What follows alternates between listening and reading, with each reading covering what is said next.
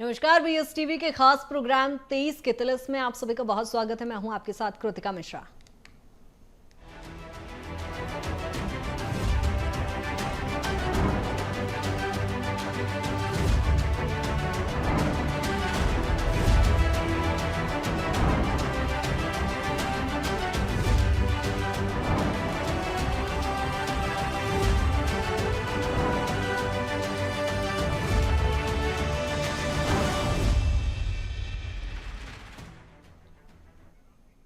तो इसके तिलिस्म में आज हम बात करेंगे जहां मध्य प्रदेश और छत्तीसगढ़ के चुनावी शोर में क्या क्या मुद्दे रोज उछल रहे हैं और क्यों रोज बदलनी पड़ रही है बीजेपी कांग्रेस को अपनी अपनी रणनीति। चुनावी चौसर की बिसात पर कौन से मुद्दे हैं भारी, आज हम बात करेंगे आम आदमी पार्टी की, जो मध्य प्रदेश चुनाव में दूसरे दलों का खेल बिगाड़ सकती है। वहीं दूसरे मुद्दे पर बात करेंगे जहां गुजरात फॉर्मूले ने मध्य प्रदेश बीजेपी के नेताओं की नींद उड़ा रखी है।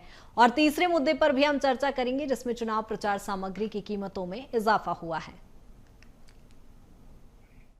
और आपको बता दें कि पहली जो मुद्दा है उस पर हम बात करने जा रहे हैं, जहां मध्य प्रदेश में नगरीय निकाय चुनाव में अच्छे प्रदर्शन के बाद आम आदमी पार्टी विधानसभा चुनाव में दूसरे दलों का खेल बिगाड़ सकती है और आपसे किसे फायदा होगा और किस पार्टी को नुकसान, इस पूरी गणित को समझने के लिए देखिए हमारी यह खास रिपोर्ट। वैसे तो आम आदमी पार्टी का कोई खासा वजूद मध्य प्रदेश में नहीं है, लेकिन हाल ही में हुए नगरीय निकाय चुनाव के बाद आम आदमी पार्टी का कॉन्फिडेंस पहले से ज्यादा बढ़ा है। भोपाल में आयोजित कार्यकर्ता सम्मेलन में आम आदमी पार्टी सुप्रीमो अरविंद केजरीवाल ने मध्य प्रदेश की सभी सीटों पर चुनाव लड़ने का ऐलान किया था। साफ है, आम आदमी पार्टी या तो कांग्रेस का खेल खराब करेगी या फिर बीजेपी का।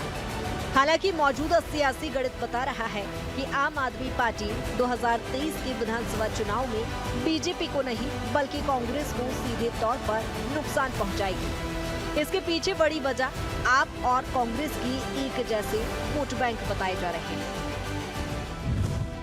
कांग्रेस को है इसलिए नुकसान, आम आदमी पार्टी की कांग्रेस के परंपरागत वोट पर है नजर। मुस्लिम SC/ST वोटर्स की पकड़ मजबूत। आम आदमी पार्टी प्रदेश में खुद को दूसरा विकल्प मान रही। गुजरात में कांग्रेस को बड़ा नुकसान पहुंचाया। 50 से ज्यादा सीटों पर आपकी एंट्री से पड़ेगा असर।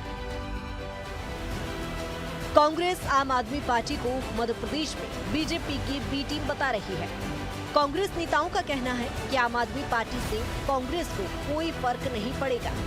आप और ओवैसी के AIMIM बीजेपी की बी टीम है, इसलिए आपसे कांग्रेस को किसी भी तरह का नुकसान नहीं होगा। ये तीसरा मोर्चा नहीं है, ये भारतीय जनता पार्टी की सिस्टर कंसर्न है। और चाहे इसको ले लो चाहे ओवैसी को ले लो, आपने देखा जिधर भारतीय जनता पार्टी कमजोर होती है, जनता नकार देती है, वो ये अपना सूटकेस उठाते हैं उस प्रदेश में पहुंच जाते हैं, केजरीवाल जी चाहे ओवैसी हो। आपने महाराष्ट्र में देखा, आपने महाराष्ट्र में किस प्रकार से ओवैसी ने 64 सीटों पे अपने कैंडिडेट लड़वाए, जिसमें 1000 से लेके 2500 के बीच में जो हम हारे हैं, हमारे कैंडिडेट हारे हैं, वो ओवैसी की वजह से हारे।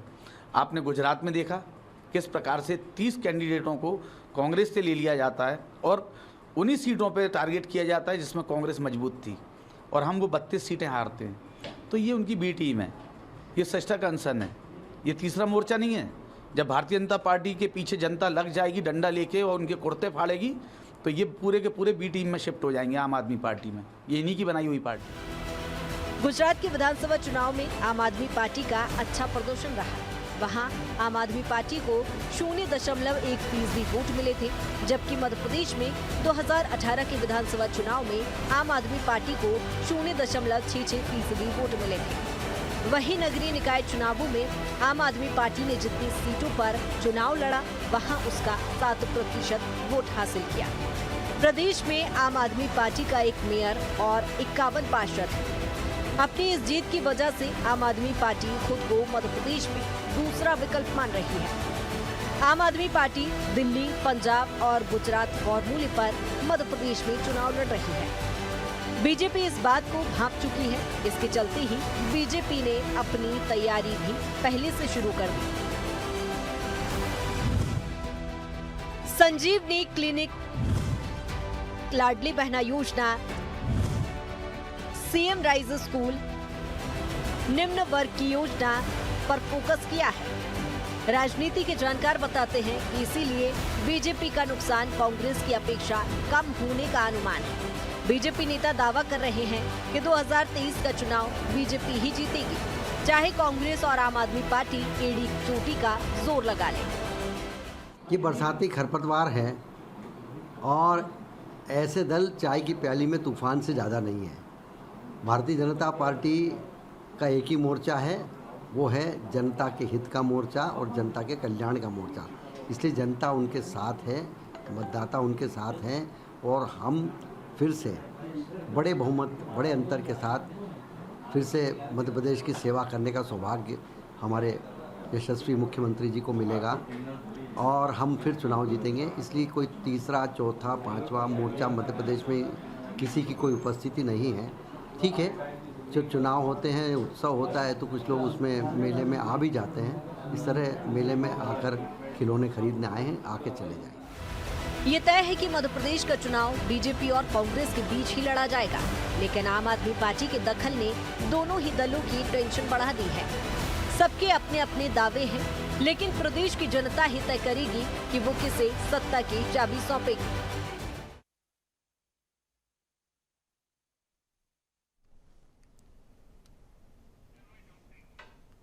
वहीं बात करेंगे जहां गुजरात विधानसभा चुनाव में लागू किए गए बीजेपी के फॉर्मूले ने अब मध्य प्रदेश के नेताओं की नींद उड़ा दी है। मंत्री हो या फिर विधायक, सभी अपने टिकट को बचाने की कवायद में जुट गए हैं। इस फॉर्मूले की वजह से सबसे ज्यादा सिंधिया खेमे के नेता टेंशन में आ गए हैं। फॉर्मूले के तहत जिन नेताओं का परफॉर्मेंस अच्छा नहीं होगा, उनका टिकट कटना तय माना जा रहा है। देखिए हमारी यह खास रिपोर्ट। हम जिस बीजेपी के गुजरात फॉर्मूले की बात कर रहे हैं, पहले उसे समझ लेते हैं। दरअसल गुजरात में बीजेपी ने सत्ता में वापसी के लिए 40% मौजूदा विधायकों के टिकट काट दिए थे। इसका नतीजा रहा कि बीजेपी ने कुल सीटों में से 86% सीटें जीतकर सत्ता में बनी रही। ये प्रयोग गुजरात में सफल होने के बाद अब मध्य प्रदेश में भी इसी फॉर्मूले पर विधानसभा चुनाव लड़ा जा रहा है। मध्य प्रदेश में प्रधानमंत्री नरेंद्र मोदी से लेकर अमित शाह, जेपी नड्डा समेत केंद्र के दिग्गज नेताओं के दौरे जारी हैं। हाईकमान के टारगेट के तहत बीजेपी इस चुनाव में एक तरफा जीत हासिल करना चाहती है। भारतीय जनता पार्टी का एक ही फॉर्मूला है, संगठन तंत्र की शक्ति जो बूथ स्तर तक पहुंच गई है और हमारी सरकार की जीवन को बदलने वाली योजनाएं जो अंतिम पंक्ति में गांव गरीब किसान की बदली है। और जब ये दोनों शक्ति मिलती हैं और माननीय प्रधानमंत्री मोदी जी और शिवराज जी और हमारे जितने भी सामूहिक नेतृत्व हैं, हमारे अध्यक्ष विष्णु दत्त शर्मा जी, इन सब की जब शक्तियां मिलती हैं तो वो चुनाव की जीत का फॉर्मूला होता है। इस बार इन्हीं शक्तियों के आधार पर हम 51% वोट शेयर और 200 से अधिक सीटों का लक्ष्य हासिल करेंगे। मध्य प्रदेश में यदि गुजरात फॉर्मूले के तहत 40% टिकट काटे जाएंगे तो बीजेपी के मौजूदा 122 में से 49 विधायक के टिकट कट सकते हैं। गुजरात फॉर्मूले से टेंशन में आए नेताजी। टिकट कटने वाले 49 विधायकों में कई मंत्री भी शामिल। 111 सीटों पर हारे हुए चेहरे भी बदले जा सकते हैं।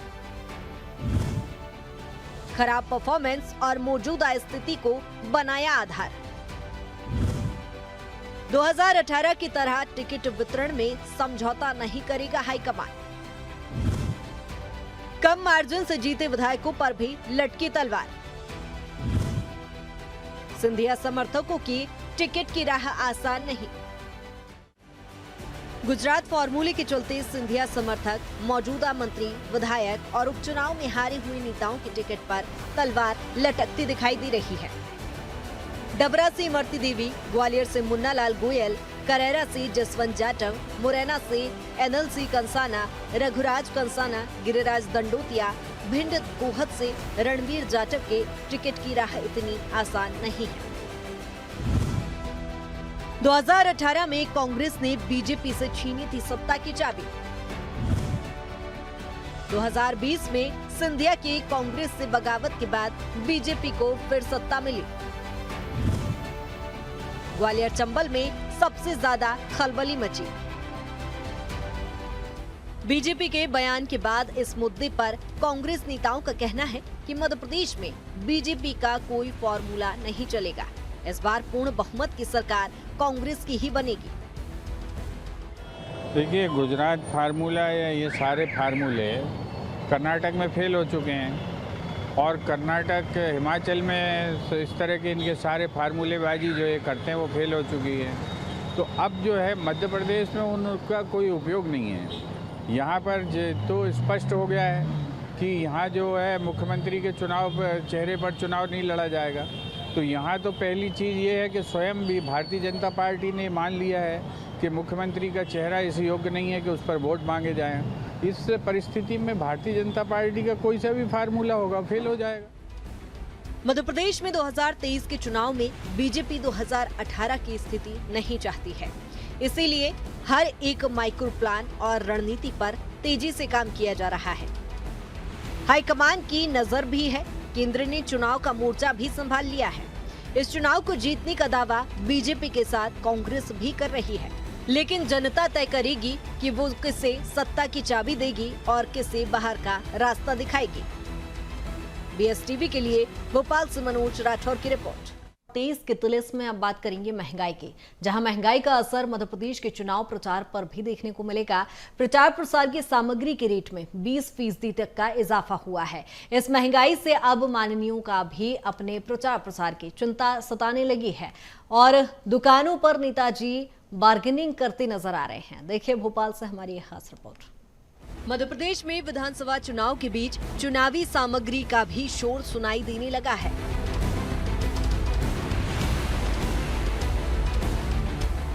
ये शोर महंगाई को लेकर सुनाई दे रहा है। दरअसल जब BSTV की टीम ने चुनाव सामग्री से जुड़े मार्केट में दुकानदारों से चर्चा की तो चुनावी सामग्री पर महंगाई के असर का पता चला। मध्य प्रदेश में चुनावी रण के लिए लगातार राजनीतिक पार्टी लगातार कोशिश करती हुई दिखाई दे रही है, मगर चुनावी सामग्री की बात करें तो कहीं ना कहीं इस विधानसभा चुनाव में जो चुनावी सामग्री का जो असर है वो देखने को मिलेगा, क्योंकि इस बार चुनावी सामग्री महंगी हो गई है, जिसके कारण कहीं ना कहीं जो नए प्रत्याशी हैं और जो चुनाव में खड़े होने वाले प्रत्याशी हैं उनकी जो चिंता है वो बढ़ती हुई दिखाई दे रही है। प्रदेश में चुनाव सामग्री की दुकान सज गई है। दुकान के मालिकों को माननीयों का इंतजार है। कई ऑर्डर अभी से पूरे किए जा रहे हैं। झंडे हों या किसी पार्टी के दुपट्टे, सभी की डिमांड तेजी से बढ़ गई है। लेकिन चुनावी सामग्रियों के बढ़ते रेट ने माननीयों का खर्च जरूर बढ़ा दिया है। चुनाव सामग्री की रेट लिस्ट। मफलर पहले 70 रुपए और अब 90 रुपए से शुरू। टी शर्ट 60 रुपए पहले और अब 85 रुपए से शुरू। झंडा पहले 100 रुपए और अब 120 रुपए से शुरू। बैच 50 रुपए पहले और अब 70 रुपए से शुरू। छतरी पहले 80 रुपए और अब 110 रुपए से शुरू। टोपी 25 रुपए पहले और अब 35 रुपए से शुरू। चुनाव की सामग्री के दामों में फीसदी की बढ़ोतरी ने माननीयों की टेंशन बढ़ा दी है।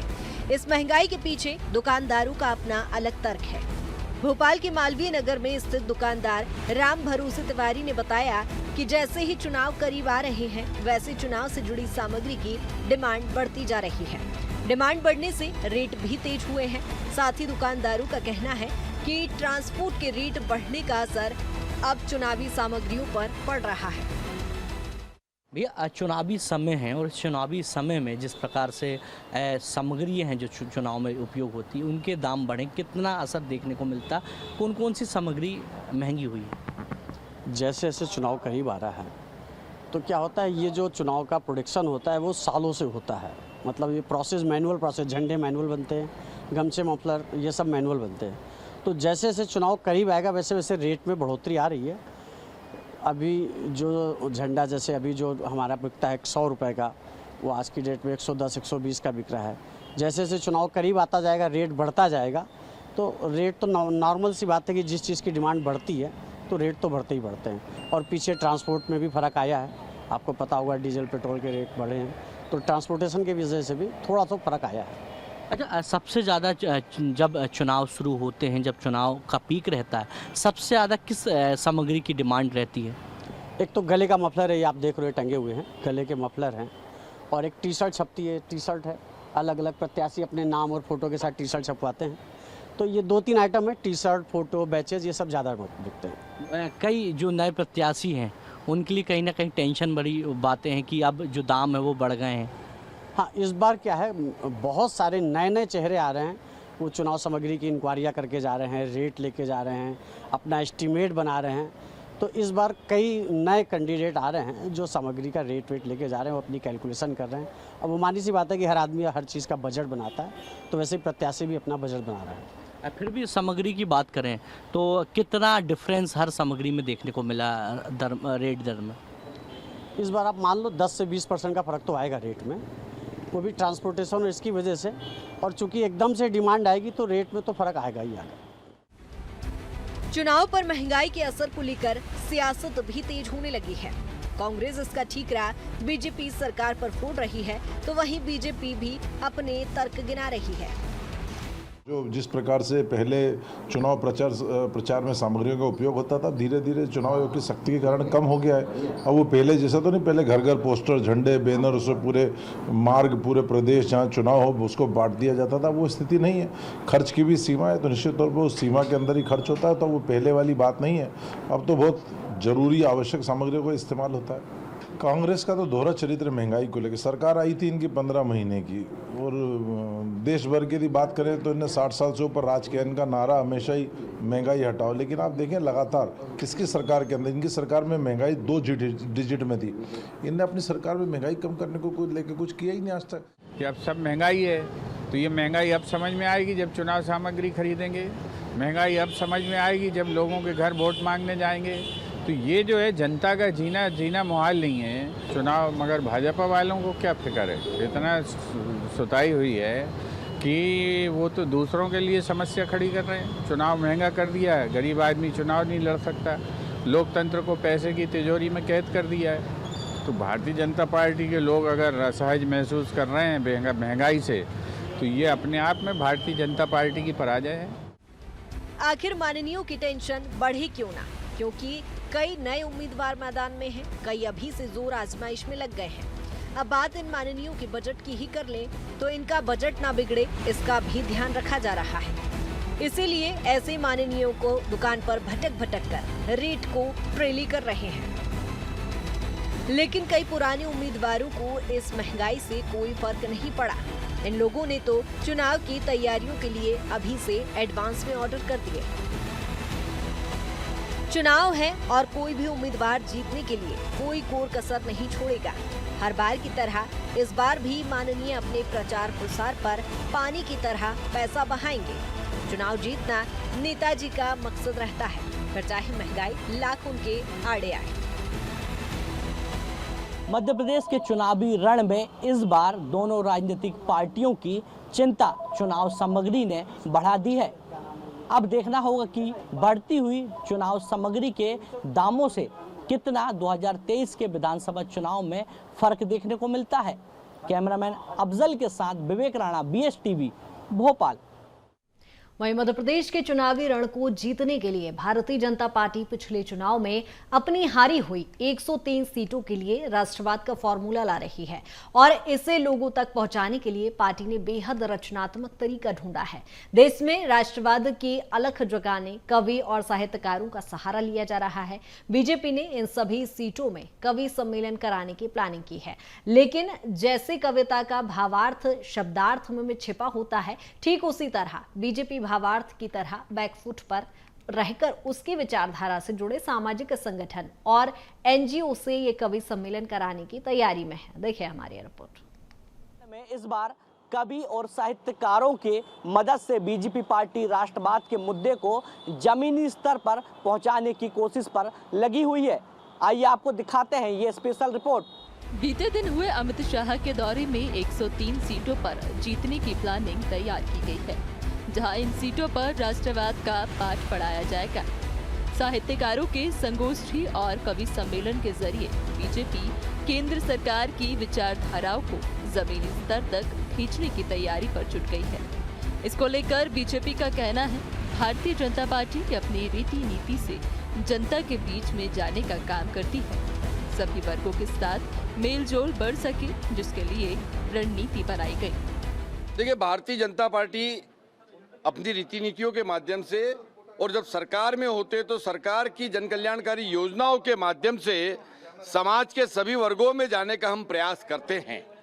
पार्टी सर्वस्पर्शी बने, सर्वव्यापी बने, इस दिशा से भी हम काम करते हैं और इसी दिशा में समाज के में निवास करने वाले साहित्यकार इत्यादि लोगों के साथ भी बैठकर और पार्टी बातचीत कर रही है।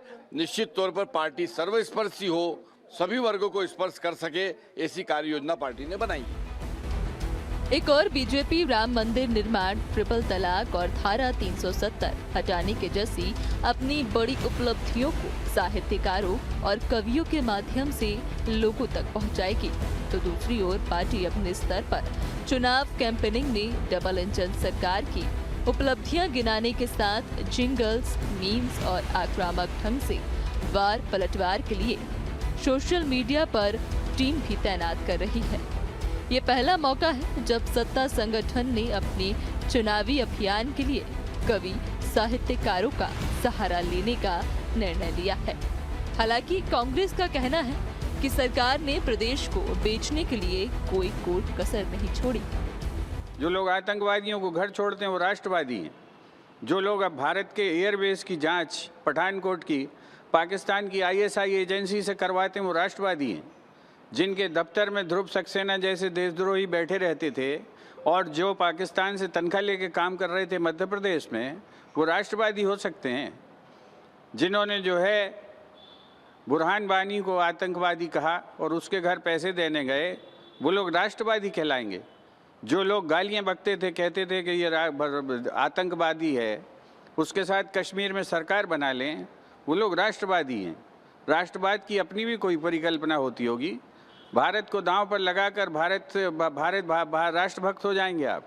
क्या किया है आपने भारत के लिए, इसका जवाब भी तो देना पड़ेगा। सिवाय जो है सरकारी संस्थाएं बेचने के, देश की संपत्ति बेचने के और सीमित आदमियों को अरब खरबपति बनाने के, और क्या योगदान है आपका देश के लिए, इसकी भी जवाब देना चाहिए।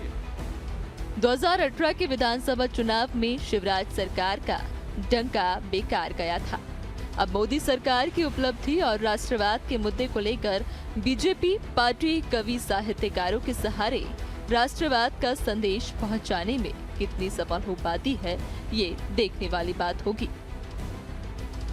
मध्य प्रदेश के चुनावी रण के लिए बीजेपी पार्टी अब कवि और साहित्यकारों की मदद से राष्ट्रवाद के मुद्दे को जमीनी स्तर तक पहुंचाने की कोशिश पर लगी हुई है।